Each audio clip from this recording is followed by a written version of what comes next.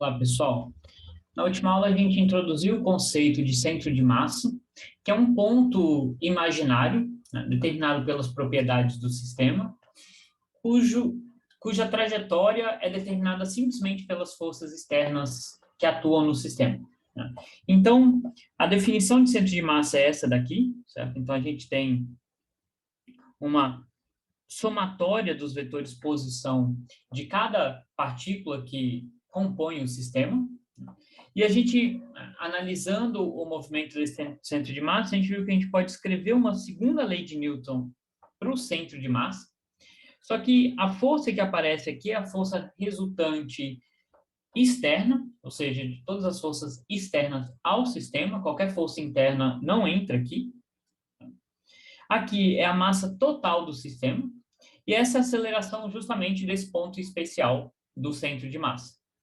Então, na aula de hoje, eu quero só considerar alguns exemplos simples para a gente calcular explicitamente essa posição do centro de massa para um ou outro sistema, alguns corpos, para a gente entender um pouco como é que esse cálculo é feito, tá bom? Então, o primeiro exemplo mais simples que a gente pode ter são simplesmente duas partículas, elas nesse caso têm inclusive a mesma massa, e elas estão separadas por uma distância d.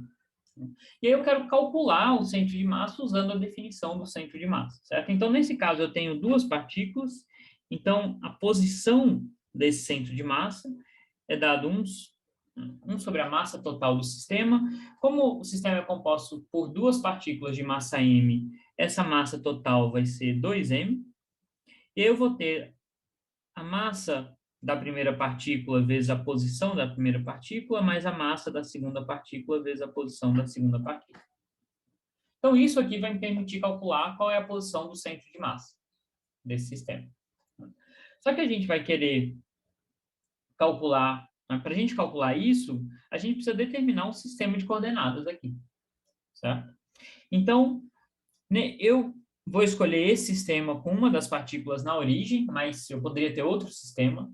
Diferentes sistemas vão dar diferentes posições do centro de massa, mas isso é esperado, né? Se você mudar onde está a sua origem, isso vai mudar como é que o centro de massa é descrito nesse sistema de coordenadas. Então, o valor do centro de massa depende do sistema de coordenadas, como o valor da posição de qualquer corpo.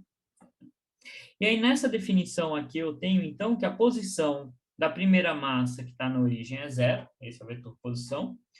Da segunda massa, né, então, lembrando que o vetor posição é o vetor que sai da origem e vai até a posição do corpo, né, esse é um vetor que está na direção do eixo x e tem tamanho d. Então, é d e chapéu.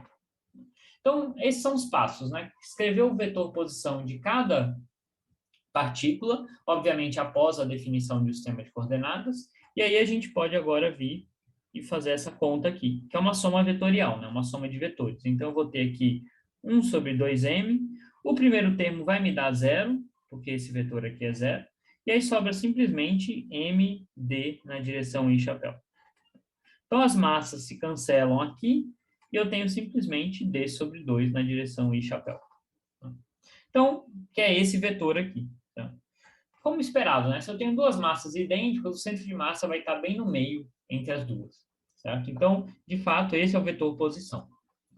A gente, né, de novo, eu reforço aqui que esse resultado, ele depende da escolha do sistema de coordenadas. Se eu tivesse escolhido o eixo x aqui, eu teria um outro resultado. Se eu tivesse escolhido, por exemplo, um sistema de coordenadas com a origem, né, bem no centro das duas partículas, né, o centro de massa estaria no zero. Tá? Então, o centro de massa depende do sistema de coordenadas, mas, né, qualquer vetor posição depende do sistema de coordenadas.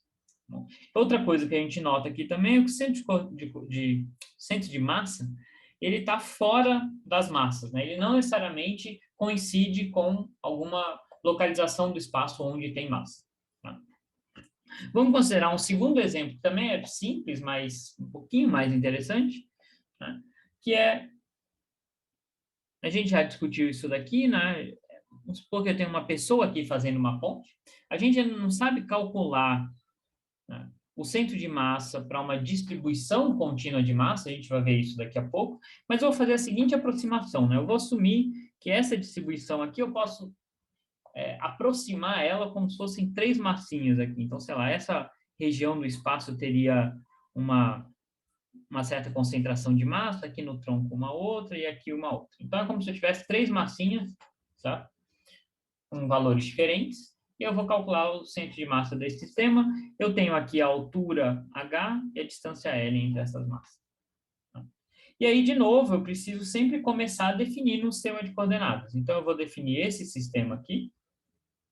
E aí, o que eu tenho que fazer agora é escrever a posição de cada partícula do meu sistema usando esse sistema de coordenadas. Então, tem que escrever o vetor posição. Tá? Então, vamos lá. A primeira partícula, o vetor posição dela, lembrando sempre que é o vetor que sai da origem e vai até onde ela está.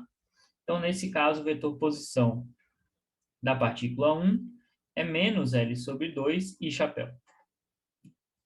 Da partícula 3 vai ser L sobre 2 e chapéu. E da partícula 2, né, vai ser simplesmente H, J, chapéu. Então, aqui acabou o meu problema, né? Eu já consegui escrever as posições de cada partícula, agora eu tenho que calcular o centro de massa, que aí é simplesmente uma conta algébrica, certo? Então, eu vou ter posição do centro de massa, vai ser 1 sobre a massa total. A massa total aqui é M1 mais M2 mais M3. E aí eu vou ter massa da primeira partícula vezes posição, vetor posição dela. Massa da segunda partícula mais vetor posição dela. E massa da terceira partícula vezes vetor posição dela. Então, essa aqui é a continha que eu tenho que fazer. Eu consigo simplificar um pouco mais esse vetor do centro de massa, porque eu tenho aqui 2 vetores na direção I e um na direção J. Né? Então, isso aqui vai me dar 1 sobre M1 mais M2 mais M3, que é a massa total. E aí eu vou ter L sobre 2, M3 menos M1 na direção I chapéu, mais M2H na direção J chapéu. E aqui, sem saber os valores, eu não tenho muito mais o que fazer, certo? Então, esse vetor centro de massa, ele tem tanto uma componente em X como uma componente em Y. O valor dessas componentes depende das massas, né? Em particular, se eu tiver a massa M1 igual à massa M3, isso aqui vai dar zero. Tá? Então, meu centro de massa estaria aqui. Mas se uma massa for maior ou menor que a outra, meu centro de massa vai estar em alguma região aqui desse plano. Tá? Então, se eu tiver, por exemplo, as 3 massas iguais,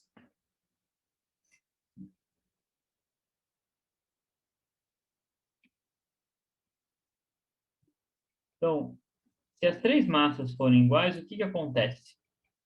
Então, a gente já viu que esse termo aqui vai se cancelar. Então, a posição do meu centro de massa, eu vou chamar essas 3 massas iguais de M. Então, a posição do meu centro de massa vai ser 1 sobre 3M. Esse termo aqui vai dar zero e aqui vai sobrar MH. Certo? Então, MH, J chapéu. Então, isso aqui dá H sobre 3, J chapéu. Então, nesse caso, o meu sistema de coordenadas, ou o meu centro de massa, desculpe, vai estar exatamente nesse ponto aqui, a 1/3 da altura, se as 3 massas forem iguais. Tá? Então, pela simetria dessas 2 massas, né, dá para imaginar que estaria no eixo Y, o centro de massa, mas onde exatamente vai depender do valor das massas. Nesse caso, para as 3 massas iguais, estaria a 1/3 da altura, estaria mais ou menos aqui, novamente, né, fora do corpo da pessoa, né, como a gente discutiu na aula passada. Um outro caso interessante também da gente discutir é o que acontece se uma massa for muito maior que as demais. Né? Então, vamos assumir, por exemplo, que a massa M2 é muito maior que M1 ou M3.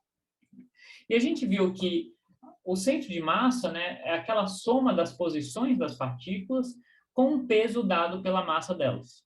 né? Então, quanto maior a massa de uma certa partícula com relação às demais, maior vai ser o peso que ela vai contribuir para o centro de massa. Então, o centro de massa tende a ficar próximo das regiões onde tem maior massa. Tá? Então, nesse caso aqui, né, se a gente voltar para o nosso resultado aqui de cima, se eu fizer essa aproximação, que M2 é muito maior que M1 ou M3, essa soma, né, a massa total vai ser dominada pela massa M2, e eu vou ter M3 menos M1 sobre a massa total, né, que eu estou aproximando por M2, vai ser muito menor que 1. Então, o que eu vou ter aqui no final das contas? Eu vou ter que o centro de massa vai ser aproximadamente, né? Então, eu estou assumindo que isso aqui, né, isso aqui é dominado por M2, isso aqui dividido por M2 é aproximadamente zero, é um número bem pequeno, então sobra M2H. Então, a massa total eu estou aproximando por M2, esse primeiro termo é zero não, mas é muito pequeno, porque ele está dividido por um número grande, então eu vou desprezar ele, e o que sobra é M2HJ chapéu. Os M2 se cancelam, eu obtenho aproximadamente HJ chapéu. Então, nesse caso, onde a massa M2 é muito maior que as demais, de fato, o meu centro de massa tende a ficar na posição da massa M2. Tá? Então, é por isso que se eu tiver um sistema complexo, né, eu posso, um sistema que tem uma massa muito maior do que outras partes, eu sei que o centro de massa vai se aproximar dele. Tá bom? Então, isso é só para a gente ganhar um pouco de intuição de onde está localizado o centro de massa. Né? Por outro lado, se eu tenho um sistema onde a massa está igualmente distribuída, né, ele vai tentar, né, ele vai ficar no centro dessa distribuição, porque não tem nenhuma massa maior puxando ele para determinada direção. Tá? Uma última coisa que eu queria discutir com vocês, né, por enquanto a gente está assumindo sempre que os sistemas são partículas ou massinhas pontuais, né? E nesse caso que a gente estava discutindo aqui, a gente começou justamente com um sistema que não era, mas aí a gente fez uma aproximação, tá?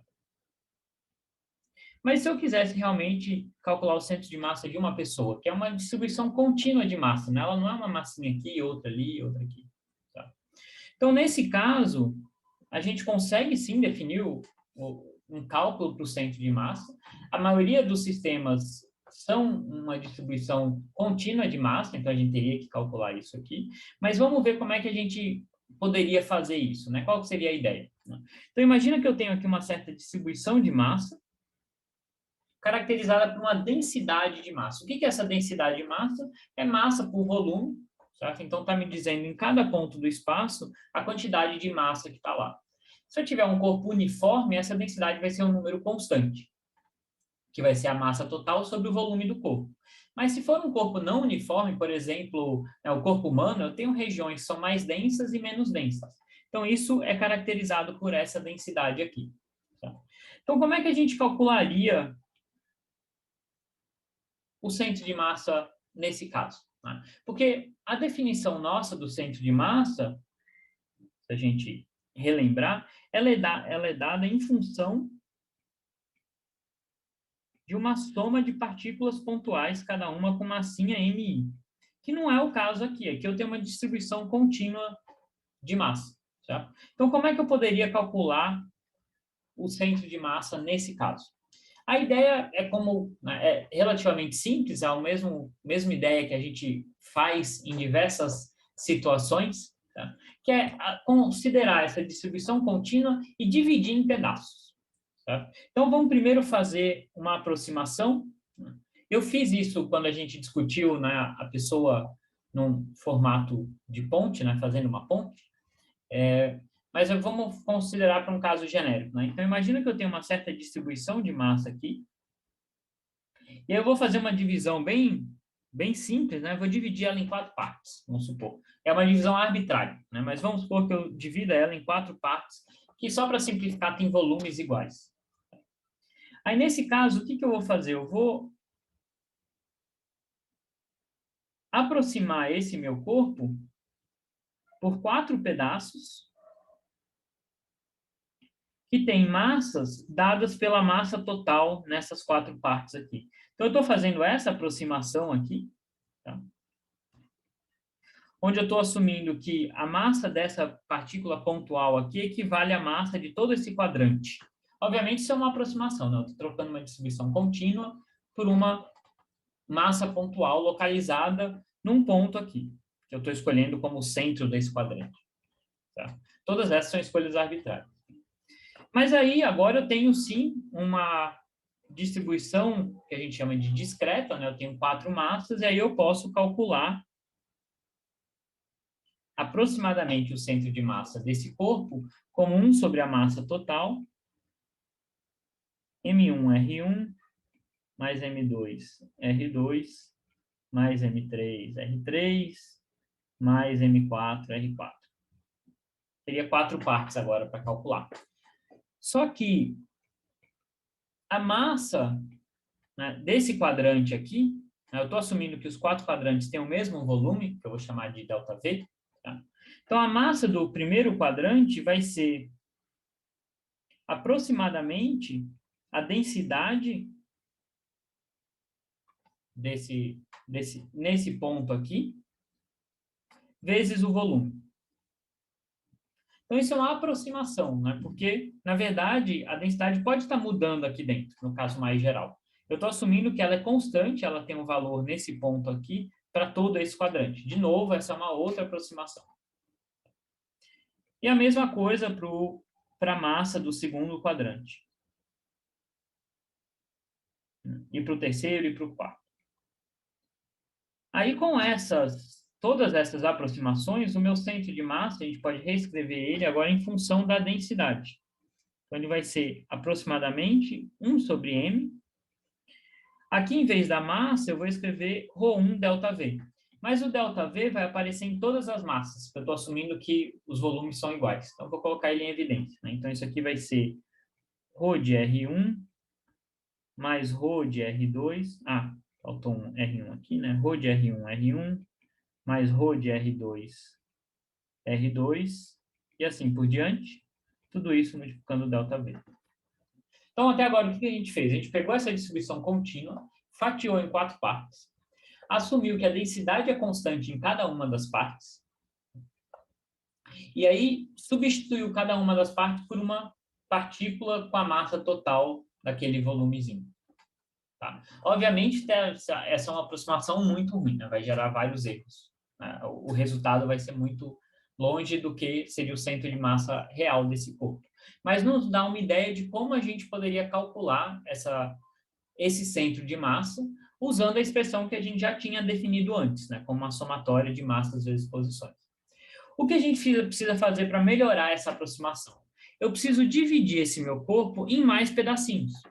Quanto menor for o pedacinho, melhor vai ser a aproximação de que a densidade é constante lá dentro. Porque se o pedacinho é muito pequeno, a densidade praticamente não vai variar.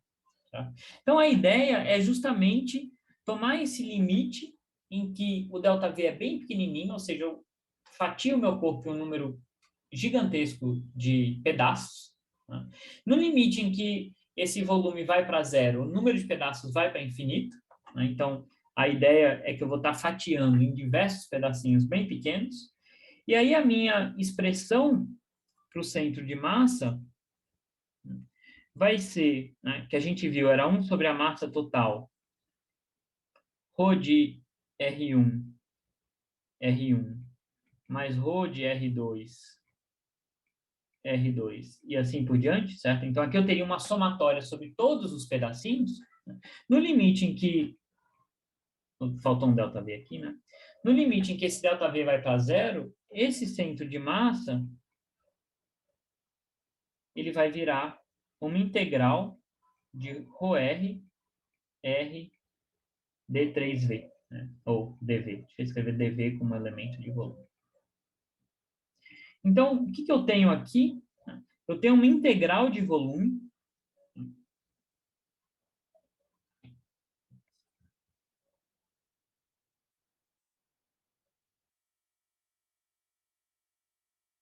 Minha densidade vezes a posição, né? Então, o que eu estou fazendo aqui? Eu estou pegando cada pontinho, olhando para a densidade nesse ponto, o vetor posição dele, e somando sobre todo o volume. Isso me permite calcular exatamente qual é a posição do centro de massa para um corpo contínuo, né? Então, essa é uma integral meio chata, porque é uma integral de volume, eu tenho que fazer uma integral, né, em 3 dimensões, mas é possível, sim, fazer essa conta. Tá? Então, na grande maioria dos casos, para calcular o centro de massa, a gente usaria essa expressão aqui. Tá bom? A gente não vai calcular casos complexos, só casos muito simples, mas pelo menos a gente sabe que é sim possível calcular o centro de massa para distribuições contínuas. Tá bom? Então, na próxima aula, a gente vai fazer um ou outro exemplo usando esse conceito de centro de massa para ver como ele nos ajuda a examinar a trajetória de sistemas mais complexos e determinar certas propriedades dessa trajetória. Mas por essa aula era isso. Tchau, tchau.